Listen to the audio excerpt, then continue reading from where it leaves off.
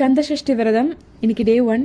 வாழ்க்கையிலேயே முதல் முறையாக இந்த விரதம் இருக்கலாம் அப்படின்னு யோசிச்சிருக்கேன். நம்ம வாங்கிட்டு வந்த வெள்ளி வேலை கடவுள்கிட்ட வச்சு படைச்சு எடுத்துகிட்டு வந்துடலாம் அப்படின்னு சொல்லி வீட்டுக்கு பக்கத்தில் இருக்க ஒரு குட்டி முருகர் கோயில் அங்கே தான் போயிருந்தோம். அதில் கொஞ்சம் ஏர்லியராகவே கிளம்பி போயிட்டோம்.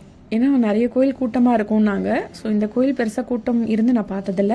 பட் இருந்தாலும் கொஞ்சம் சீக்கிரம் போயிட்டு வந்துடலாம் அப்படின்னு சொல்லிட்டு ஏர்லியராகவே கிளம்பி போயாச்சு. அர்ச்சனை எல்லாம் முடிச்சுட்டு பூஜை முடிஞ்சு கொஞ்சம் நேரம் அப்படியே மனநிறைவாக உட்காந்து தியானம் பண்ணிட்டு வந்தது ரொம்ப சந்தோஷமாக இருந்தது. அதுக்கப்புறம் நம்ம வாங்கிட்டு வந்த வெள்ளி வேலையும் வச்சு அங்கே படைச்சி எடுத்துகிட்டு வந்தாச்சு. கடந்த ஒரு 10-15 நாளாகவே நான் மயில் எங்கேயுமே பார்க்கல. இப்போ ரீசெண்ட் டேஸாக நான் என்ன நினச்சிட்டு திரும்பினாலும் அந்த இடத்துல ஒரு முருகர் ஃபோட்டோவோ வேலோ மயிலோ என் கண்ணில் படுறது எனக்கு ரொம்பவே ஆச்சரியமாக இருக்குது. அண்ட் அதுக்கப்புறம் விரதம் இருக்கிறேன்னு ஒரு 2 வீடியோ முன்னாடி சொல்லியிருந்தேன். நிறைய பேர் இப்படி தான் இருக்கணும், இதான் ஃபர்ஸ்ட் டைம் அவங்களுக்கெல்லாம் கேட்டிருந்தீங்க. அண்ட் இப்போ என்ன சாப்பிட்றேன் அப்படின்னு பார்த்தீங்கன்னா, நான் ஒரு வேளை சாப்பாடு எடுத்துக்கலாம் அப்படிங்கிற மாதிரி தான் இந்த விரதத்தை எடுத்துகிட்டு போயிருக்கேன். ஏன்னா எனக்கு ஆசிட் ரிஃப்ளக்ஸ் ப்ராப்ளம் இருக்குது அண்ட் அல்சர் ப்ராப்ளமும் இருக்குது.